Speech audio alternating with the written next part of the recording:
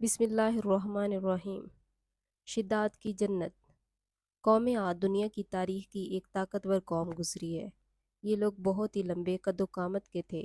اپنی طاقت کے بلبوتے سے یہ لوگ بہت جلد پورے یمن پر قابض ہو گئے۔ ان پر کئی بادشاہوں نے حکومت کی، مگر دو بادشاہ ایسے آئے جن کی حکومت عظیم جاہ و جلال والی تھی۔ ان میں سے ایک کا نام شدید اور دوسرے کا نام شداد تھا۔ یہ دونوں بھائی تھے۔ انہوں نے اپنے زمانے میں بے شمار لشکر و خزانے جمع کیے تھے۔ یہ دونوں بھائی ارم بن سام بن نوح کی اولاد میں سے تھے۔ ان کی کل حکومت عمان، یم، عد، شمالی عرب کے علاقوں پر تھی۔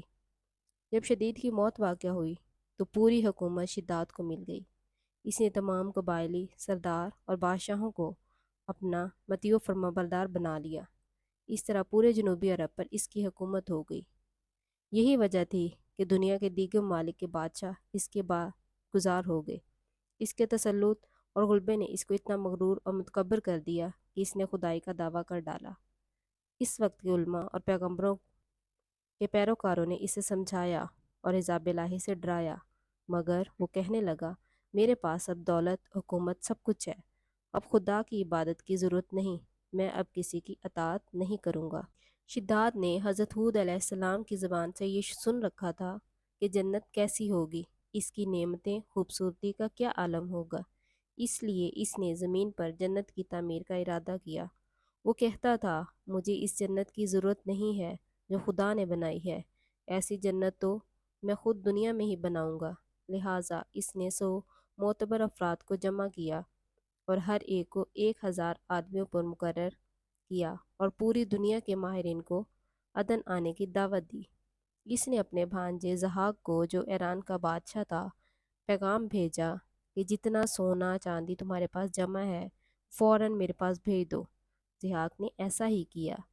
اس نے تمام حکمرانوں سرداروں کو یہ حکم دیا کہ سونے چاندی کے کانوں سے اینٹیں بنوا کر بھیجے اور کوہ عدن کے متصل ایک مربع شہر جو 10 کوس چوڑا اور 10 کوس لمبا ہو بنانے کا حکم دیا۔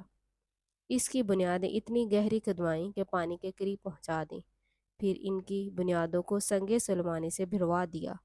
جب بنیادیں بھر کر زمین کے برابر ہو گئیں تو اس پر سونے چاندی کی دیواریں چنوائی گئیں۔ ان دیواروں کی بلندی اس زمانے کے گز کے حساب سے 100 گز مقرر کی گئی۔ جب سورج نکلتا تو اس کی چمک سے دیواروں پر نگاہ نہیں ٹھہرتی تھی۔ یوں شہر کی 4 دیواری بنائی گئی۔ اس کے بعد 4 دیواری کے اندر 1000 محل تعمیر کیے گئے۔ ہر محل 1000 ستونوں والا تھا۔ ہر ستون جوہرات سے جڑاؤ کیا ہوا تھا۔ پھر شہر کے درمیان میں ایک نہر بنوائی گئی اور ہر محل میں اس نہر سے چھوٹی نہریں لے گئیں۔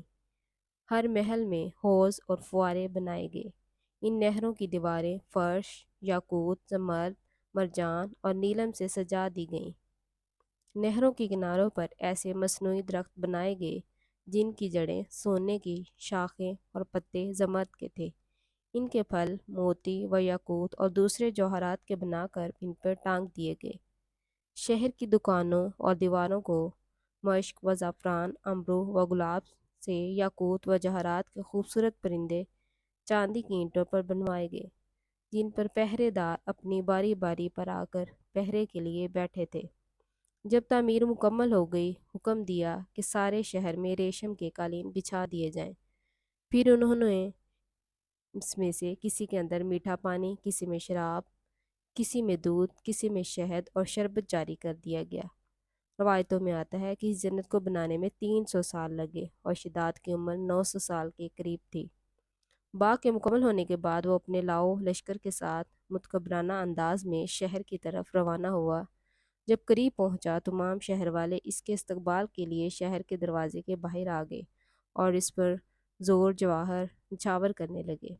ابھی اس نے گھوڑے کی رکاب سے ایک پاؤں نکال کر دروازے کی چوکھٹ پر رکھا ہی تھا کہ ملک الموت نے اس کی روح قبض کر لی۔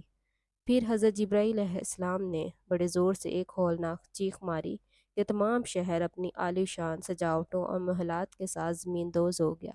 اس کا نام و نشان باقی نہ رہا۔